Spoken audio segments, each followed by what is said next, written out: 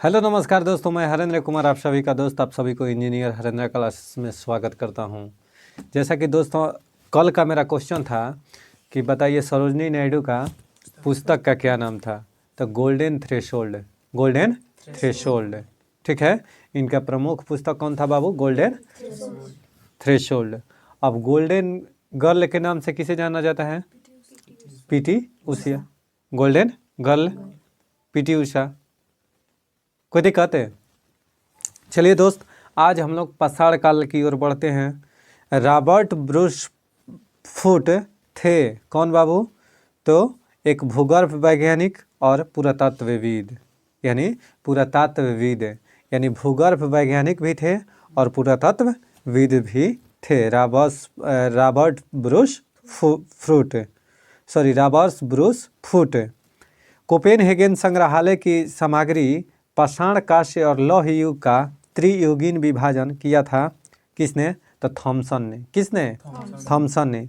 यानी कोपेनहेगन संग्रहालय की सामग्री से पाषाण, कांस्य और लौह युग का त्रियुगीय विभाजन किया था किसने बाबू? तो थॉमसन ने। उत्खनित प्रमाणों के अनुसार पशुपालन प्रारंभ हुआ था किस काल में? तो मध्य पाषाण काल में। पशुपालन कब प्रारंभ हुआ था? मध्य पाषाण काल में। मध्य पाषाणिक प्रसंग में पशुपालन में प्रमाण जहाँ से मिले हैं वह स्थान कौन है? तो आदमगढ़। कौन बाबू? आदमगढ़। यानी आदमगढ़ से पशुपालन के प्रमाण मिले हैं। कहाँ से? आदमगढ़। आदमगढ़ कहाँ है बाबू? तो मध्य प्रदेश में। कहाँ पर? मध्य प्रदेश में। यानी मध्य प्रदेश के आदमगढ़ से मध्य पाषाणिक पशुपालन के प्रमाण मिले हैं। पशुपालन कब से प्रारंभ हुआ? मध्य पाषाण काल से। इसका साक्ष्य कहाँ से मिला है? आदमगढ़ से। आदमगढ़ कहाँ है? तो मध्य प्रदेश में। निम्नलिखित में से किस स्थल से हड्डी के उपकरण प्राप्त हुए हैं? तो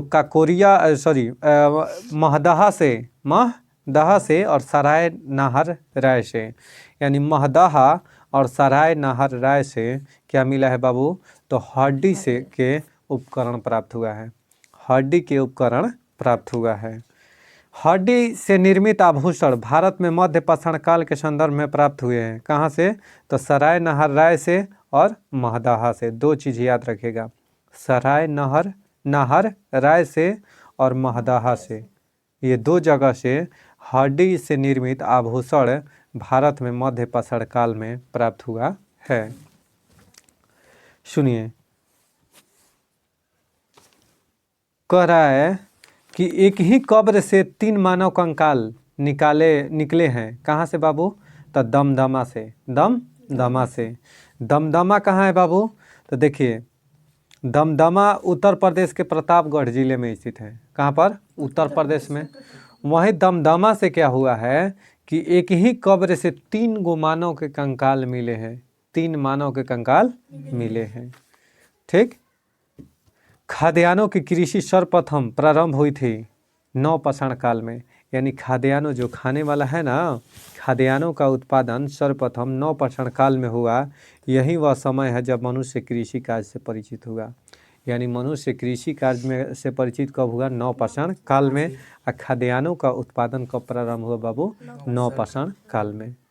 पहिए का आविष्कार नवपाषाण काल में, जबकि आग का आविष्कार पूरा पाषाण काल में। पूरा पाषाण काल में। आग का आविष्कार कब? पूरा पाषाण काल में। और पहिए का आविष्कार नवपाषाण काल में। कृषि का आविष्कार नवपाषाण काल में। खाद्यान्नों का उत्पादन नवपाषाण काल में। बहुत सुंदर। भारत में मानव का सर्वप्रथम साक्ष्य कहाँ से मिला है? यानी भारत में कौन जगह से पता चला है कि नहीं यहाँ मानव निवास करते थे? मानव का साक्ष्य कहाँ से बाबू? तो नर्मदा घाटी से। कहाँ से? भारत में नर्मदा घाटी से सर्वप्रथम मानव के साक्ष्य मिला है, ठीक है। प्रथम मानव जीवाश्म भारत की किस नदी घाटी से प्राप्त हुआ है? तो नर्मदा नदी घाटी से। प्रथम मानव जीवाश्म कहाँ से? मानव का जीवाश्म नर्मदा नदी घाटी से। नर्मदा नदी कहाँ है बाबू? गुजरात में। नर्मदा नदी किस सागर में गिरती है? अरब सागर में। नर्मदा नदी को गुजरात का जीवन रेखा कहा जाता है, life line of Gujarat. Gujarat का जीवन रेखा कहा जाता है। अच्छा सर, नर्मदा नदी की लंबाई कितनी है? तो 1312 किलोमीटर। नर्मदा नदी की लंबाई 1312 किलोमीटर। आलिया बेट और खादिया बेट द्वीप का निर्माण किन नदियों द्वारा होता है? नर्मदा नदी द्वारा ही। ठीक है, नर्मदा नदी के मुहाने पर ही आलिया बेट और खादिया बेट है। कोई दिक्कत है? यह जो नर्मदा और ताप्ती भारत की दो ऐसी नदियां हैं जो डेल्टा का निर्माण न करके एस्चुअरी का निर्माण करती है। कोई दिक्कत है? और यह कच्छ की खाड़ी में दलदल में क्या हो जाती हैं? विलुप्त हो जाती हैं उधर जाकर अरब सागर में। ठीक है, आइए, मानव द्वारा सर्वप्रथम प्रयुक्त अनाज कौन सा था बाबू? तो जौ। यानी मानव ने सर्वप्रथम किस अनाज का प्रयोग किया था? जौ का। किसका? जौ का। भारतीय उपमहाद्वीप में कृषि के प्राचीनतम साक्ष्य प्राप्त हुए हैं। भारतीय उपमहाद्वीप में कृषि के प्राचीनतम साक्ष्य प्राप्त हुए हैं कहाँ से? लहुरा देव से। कहाँ से? लहुरा देव से। चलिए, तो भारतीय उपमहाद्वीप में कृषि के प्राचीनतम साक्ष्य कहाँ से प्राप्त हुए हैं? लहुरा देव से। ठीक। अच्छा, भारतीय उपमहाद्वीप में कृषि के प्राचीनतम साक्ष्य कहाँ से मिला है? तो मेहरगढ़ से। भारतीय उपमहाद्वीप कहेगा तो कृषि के प्राचीनतम साक्ष्य कहाँ से प्राप्त हुआ है? तो मेहरगढ़ से। और लहुरा देव कहाँ है बाबू? तो मेहरगढ़ में ही है। ठीक है, लहुरा देव वहीं पर है। ठीक है, तो भारतीय उपमहाद्वीप में कृषि के प्राचीनतम साक्ष्य प्राप्त हुए कहाँ से? लहुरा देव से या मेहरगढ़ है। भारतीय उपमहाद्वीप में कृषि के प्राचीनतम साक्ष्य कहाँ से? मेहरगढ़ से। कहाँ से? मेहरगढ़ से। नवपाषाण युग में भारतीय उपमहाद्वीप के उत्तर पश्चिमी क्षेत्र में निम्नलिखित में से किस स्थान पर कृषि के अभ्युदय के प्रारंभिक प्रमाण प्राप्त हुए हैं? तो मेहरगढ़ से। कहाँ से? मेहरगढ़ से। देखिए, कृषि जहाँ भी पता चले कि कृषि के कहाँ से साक्ष्य मिला है, तब मेहरगढ़ या लहुरा देव या लहुरा देव। कोई दिक्कत है? कृषि कौन काल में बाबू? तो नवपाषाण काल में कृषि से अवगत हुआ। खाद्यान्नों का उत्पादन नवपाषाण काल में। भारत में पशुपालन एवं कृषि के प्राचीनतम साक्ष्य कहाँ से प्राप्त हुआ है? पशुपालन और कृषि का कहाँ से प्राप्त हुआ है? तो मेहरगढ़ से। यानी पशुपालन और कृषि का साक्ष्य कहाँ से? मेहरगढ़ से। सोचिए कितना बार पेपर में पूछा है। बीपीएससी में 2018 में भी है, छत्तीसगढ़ पीसीएस 2017 में यही क्वेश्चन पूछा है। यही क्वेश्चन 2007 में यूपी पीसीएस पूछा है। यूपी पीसीएस मेंस 2010 में भी पूछा गया है। यही question UP lower sub divisional में 2004 में, यूपी लोअर सब डिविजनल 2008 में भी। इतना क्वेश्चन इंपॉर्टेंट है। ठीक है, कि कृषि का प्राचीनतम साक्ष्य कहाँ से? मेहरगढ़ से। पशुपालन। अच्छा, कृषि के साथ साथ पशुपालन करना कैसी खेती में आता है? मिश्रित खेती। किस खेती में? मिश्रित खेती में। आइए,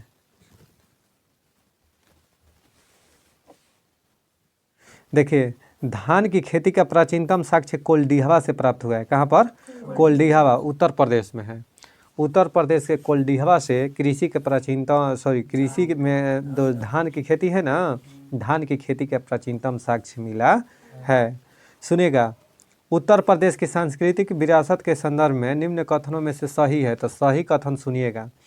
इस प्रदेश में अनेक उत्खनित पुरास्थलों से वैश्विक संदर्भ में कृषि के प्राचीनतम प्रमाण मिले हुए हैं। सही बात है। प्राचीनतम प्राप्त कृषि अन्न, जौ और धान है। प्राचीनतम प्राप्त कृषि कहेगा कौन है? तो अन्न, जौ और धान है। उस स्थान का नाम बताइए जहाँ से प्राचीनतम अस्थायी जीवन के प्रमाण मिले हैं। तो मेहरगढ़ से। मेहरगढ़ से ही प्राचीनतम अस्थायी जीवन के प्रमाण मिला है। कहाँ से? मेहरगढ़ से। निम्नलिखित में से किन स्थानों से मध्य पाषाण काल में पशुपालन के प्रमाण मिले हैं? तो बागोर से। कहाँ से? बागोर से। यानी मध्य पाषाण काल में पशुपालन के साक्ष्य प्राप्त होने में पशुपालन के प्रारंभिक साक्ष्य मध्य प्रदेश के नर्मदापुरम के निकट आदमगढ़ पुरा स्थल और राजस्थान के भीलवाड़ा जिले में बागौर से मिले हैं। देखिए, एक तो मध्य प्रदेश के आदमगढ़ से भी पुरा स्थल से मिला है, और दूसरा कहाँ से? राजस्थान के बागौर से। क्या चीज़? तो मध्य पाषाण काल में पशुपालन के प्रमाण मिले हैं आदमगढ़ से, मध्य प्रदेश के, राजस्थान के बागौर से। निम्नलिखित में से किसको चालकोलिथिक युग भी कहा जाता है? तो ताम्र पाषाण युग को चालकोलिथिक युग भी कहा जाता है, चालकोलिथिक युग भी कहा जाता है। किसको? ताम्रपाषाण काल को। युग कहिए या काल कहिए, ताम्रपाषाण काल कहिए या युग कहिए, एक ही है। आहड़ सभ्यता के बारे में निम्न में से विचार कीजिए। आहड़ सभ्यता ये कौन है भाई? सुनिएगा। आहड़वासी तांबा गलाना जानते थे। आहड़वासी के संदर्भ में कौन कौन सा कथन सही है? तो सही कथन को सुनिएगा। आहड़वासी तांबा गलाना जानते थे। आहड़वासी क्या जानते थे? तांबा गलाना जानते थे। अच्छा जी, और क्या? तो धातु का काम आहड़वासियों की अर्थव्यवस्था का एक साधन था। जो धातु का काम है ना बाबू, आहड़वासियों की अर्थव्यवस्था के एक प्रमुख साधन था।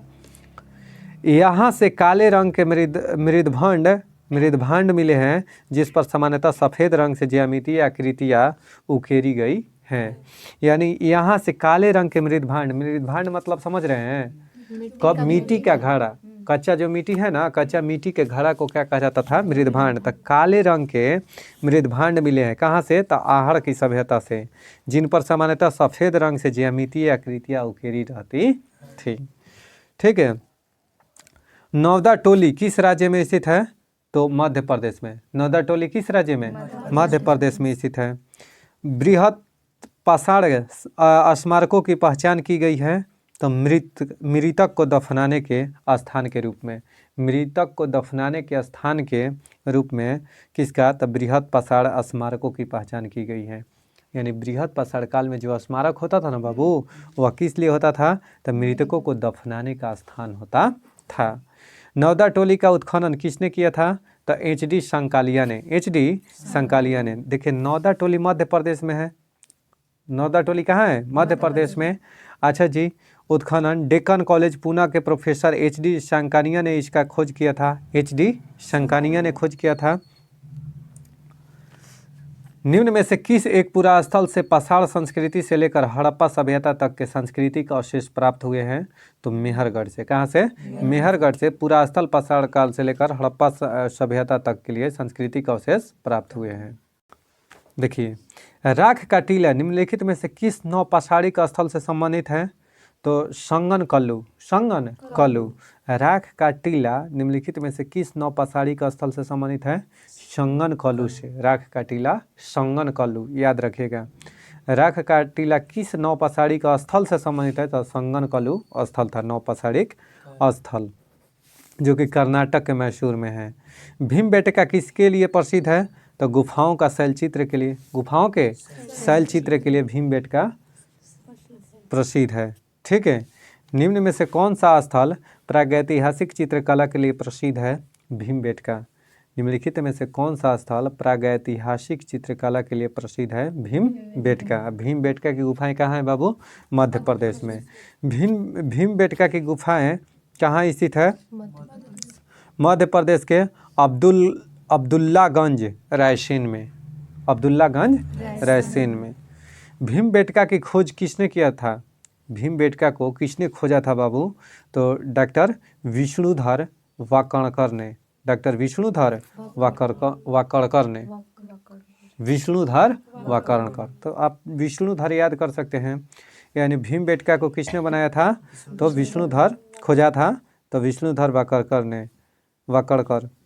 गौरिक मृदभांड पात्र यानी OCP का नामकरण हुआ था हस्तिनापुर में। इंद्रप्रस्थ की राजधानी कहाँ था? हस्तिनापुर। इंद्रप्रस्थ कहाँ है? हरियाणा के कुरुक्षेत्र, हरियाणा जो था ना, दिल्ली, इस सब एरिया में इंद्रप्रस्थ है।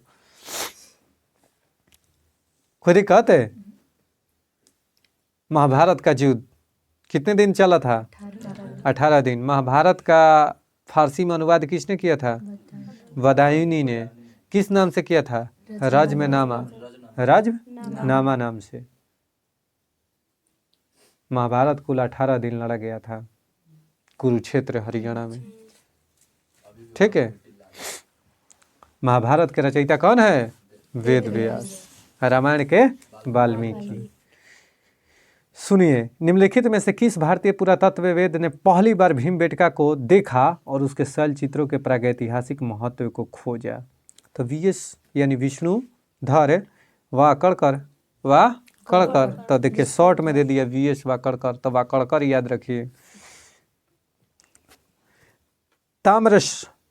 ताम्राश्र में काल में महाराष्ट्र के लोग मृतकों को घर के फर्श के नीचे किस तरह रख कर दफनाते थे, बताइए। तो वह उत्तर से दक्षिण दिशा में की ओर, यानी उत्तर की ओर मूड़ी माने दोस्त सिर, ठीक है, भोजपुरिया में मूड़ी कहते हैं, जो सिर है ना इसको भोजपुरिया में मूड़ी कहते हैं, ठीक है। यानी कहने का मतलब है कि उत्तर की ओर सिर तनी मनी खींच लेता है भोजपुरिया, ठीक है। आइए उत्तर की ओर सिर, आप पैर यानी इसको भोजपुरी में गोड़ कहते हैं पैर को, ठीक है। तो उत्तर की ओर सिर और गोड़ जो होता है ना जिसको पैर कहते हैं, तो पैर पूरा उत्तर दक्षिण की ओर ना, ठीक है। तो उत्तर और दक्षिण की ओर आज भी चीता इसी तरीक़ा से जलाया जाता है। तो आप लोग जानते हैं कि क्यों मुर्दा को उत्तर से दक्षिण की ओर दफनाया जाता है?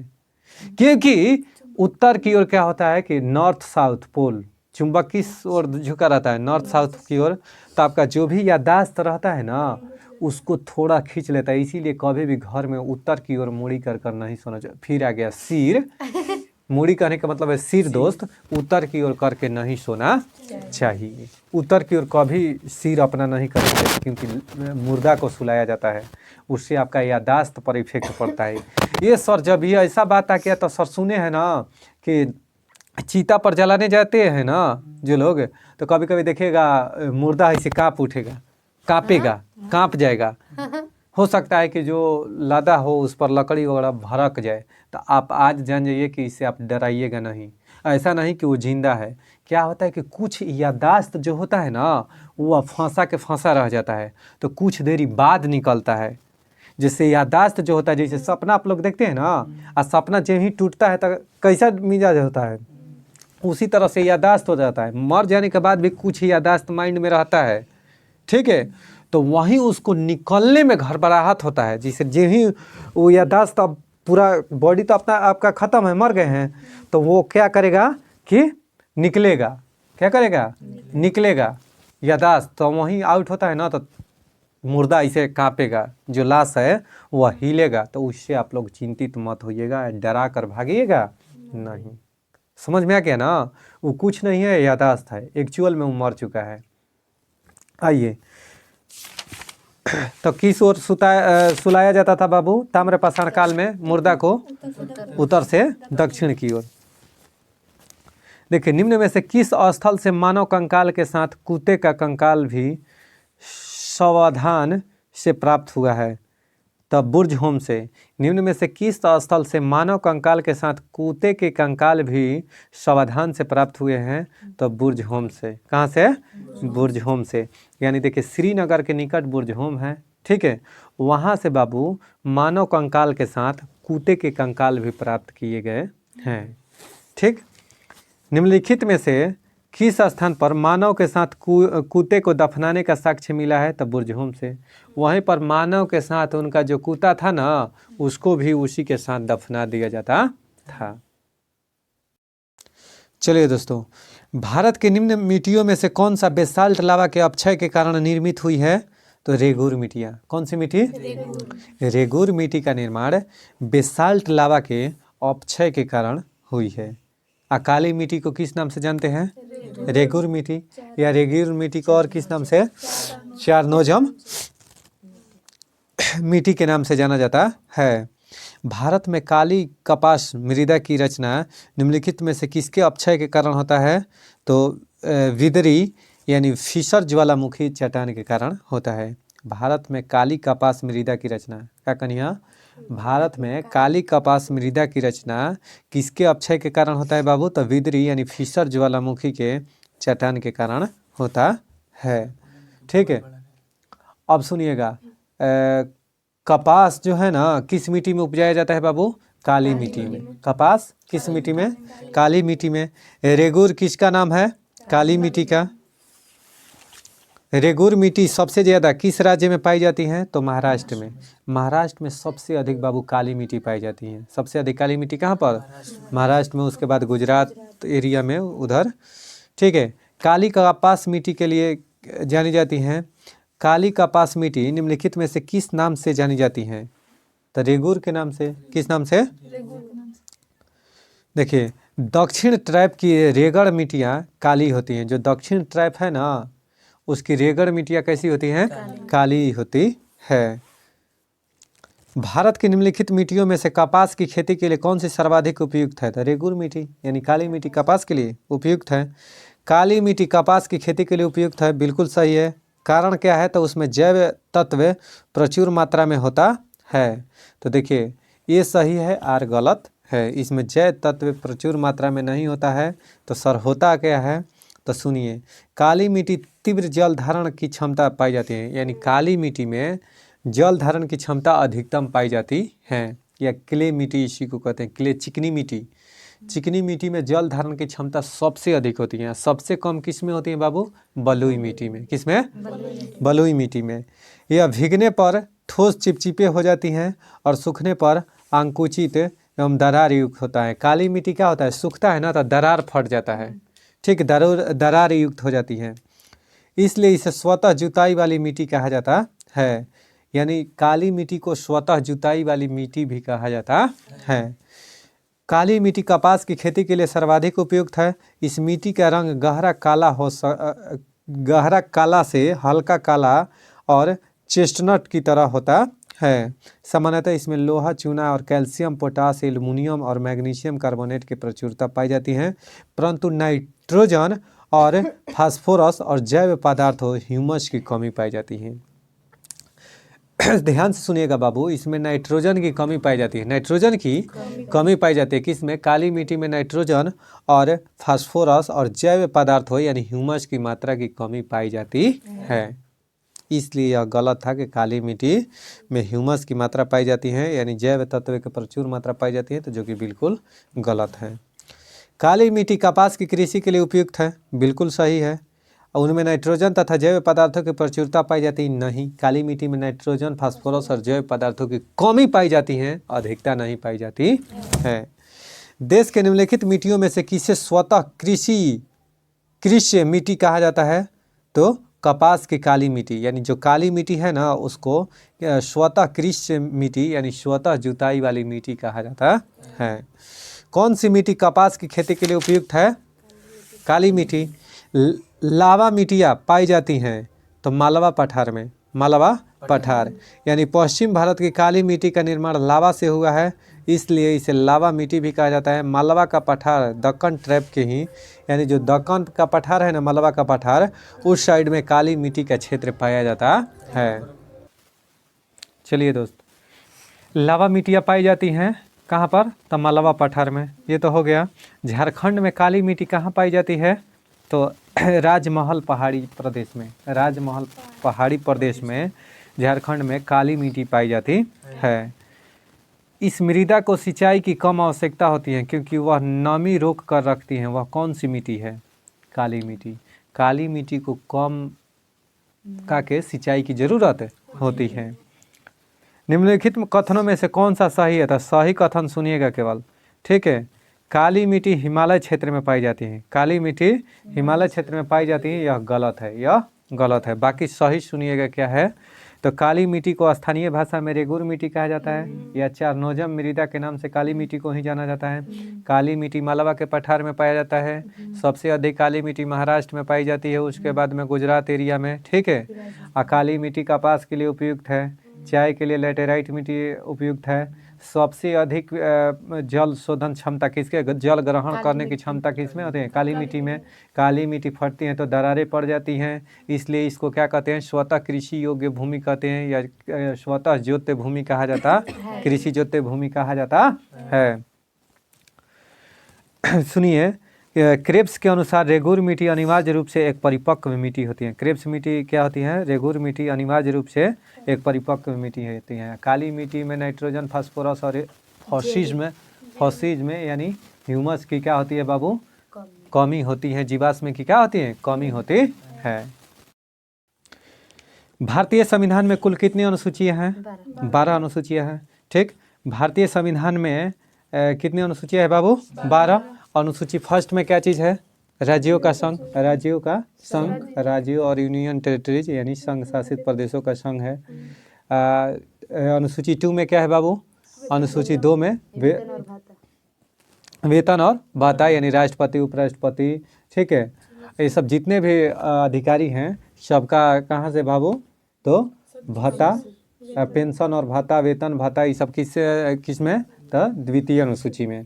तृतीय में शपथ, 3 अक्षर का है ना, शपथ है, तो तृतीय अनुसूची में शपथ यानी जो कोई भी बनेगा, प्रधानमंत्री बनेंगे या लोकसभा अध्यक्ष या राष्ट्रपति, उपराष्ट्रपति, सभी लोग शपथ ग्रहण करते हैं ना, तो सभी मंत्रियों का शपथ ग्रहण किस में है, अनुसूची 3 में। अनुसूची 4 के बात करें तो अनुसूची 4 में क्या चीज़ है, अनुसूची 4 में राज्यों द्वारा राज्यसभा में सीटों का बंटवारा, यानी राज्यसभा में सीटों का बंटवारा। कौन सा अनुसूची, अनुसूची 4। अनुसूची 5 क्या है बाबू, यानी 5वीं अनुसूची में क्या है, जल्दी से बताओ।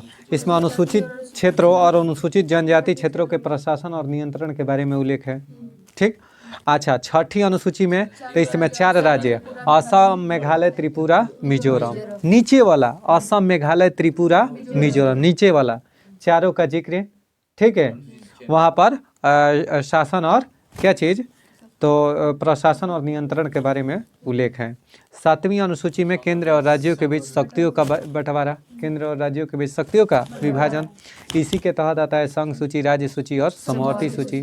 संघ सूची में पहले कितने विषय थे, 98, अब बढ़ के कितना हो गया, 100। राज्य सूची में कितना था बाबू, 66, अब बढ़ के हो गया, ठीक है, घट के कितना हो गया है, 61। 66 से कितना हो गया है, 61। समवर्ती सूची में पहले था 47, अब बढ़ के 5 को डाल दीजिए तब 52 हो गया। कितना हो गया है, 52। बात समझ में आ गया।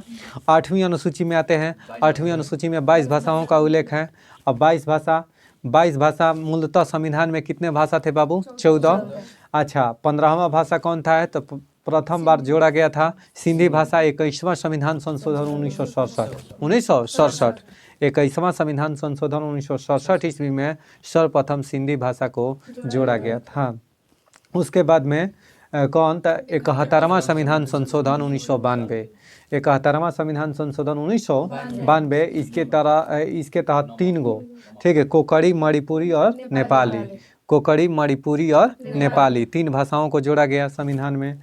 इसके बाद में 92वां संविधान संशोधन 2003, 92वां संविधान संशोधन 2003, इसके तहत 4 भाषा, BDSM यानी बोडो डोगरी संस्थाली और मैथिली, बोडो डोगरी संस्थाली और मैथिली, ठीक है, 4 भाषाओं को संविधान में जोड़ा गया। उसके बाद में आ गया 8वीं अनुसूची के बाद में 9वीं अनुसूची। 9वीं अनुसूची के बात करें तो हमें राज्यों द्वारा संपत्ति अधिग्रहण, ठीक है।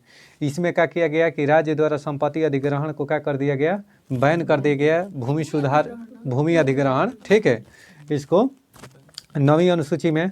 10वीं अनुसूची में दल बदल, 10 बहाने करके ले गया दिल, यानी दल बदल कौन सा अनुसूची में, 10वीं अनुसूची में, ठीक है।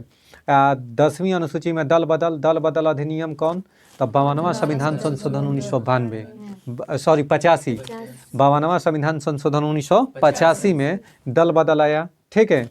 11वां अनुसूची में बाबू, 11वां अनुसूची में, ठीक है, ग्राम पंचायतों का गठन यानी पंचायती राज व्यवस्था किस में, 11वां संविधान संशोधन में, 11वां अनुसूची में। इसमेमें कौन सा, 73वां संविधान संशोधन, 73वां संविधान संशोधन 1992, 73वां संविधान संशोधन 1992। इसके में क्या हुआ कि पंचायती राज्यों में प्रशासन के जिला परिषद, त्रिस्तरीय बलवंत राय मेहता समिति, ठीक है, पंचायती राज व्यवस्था के त्रिस्तरीय, जिला स्तर, ब्लॉक स्तर और पंचायत स्तर, ठीक है, ग्राम सभा, ग्राम स्तर पर ग्राम पंचायत। चलिए 12वां अनुसूची की बात करें तो 12वां अनुसूची में नगर पालिका, नगर निगम नहीं, नगर परिषद के जिक्र है।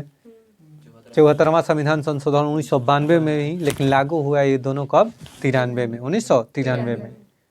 खुद ही कहते पूरा अनुसूची क्या हो गया, समाप्त हो गया, ठीक। अगर बात करते हैं किस प्रधानमंत्री के कार्यकाल के दौरान भारत के संविधान में 9वीं अनुसूची को पुनर्स्थापित किया गया था, तो जवाहरलाल नेहरू के शासनकाल में, यानी जवाहरलाल नेहरू के शासनकाल में संविधान में 9वीं अनुसूची को पूरा स्थापित किया गया था, याद रखिएगा, ठीक है। चलिए दोस्त, इतना ही पर हम आज के वीडियो को समाप्त करते हैं। उम्मीद करते हैं कि यह क्यूज आपको अच्छा लगा होगा। अगर यह क्यूज अच्छा लगे तो कृपया करके दोस्तों के पास शेयर, सब्सक्राइब और खुद से लाइक करना ना भूलें। और कल का मेरा क्वेश्चन रहेगा कि बताइए एल.एम. सिंघवी समिति का संबंध किससे है। एल.एम. सिंघवी समिति कब पारित किया गया था और इसका संबंध किससे है, आप ज़रूर कमेंट बॉक्स में रिप्लाई कीजिएगा। मिलते हैं नेक्स्ट वीडियो में, तब तक के लिए बाय बाय, टेक केयर, जय हिंद, जय भारत।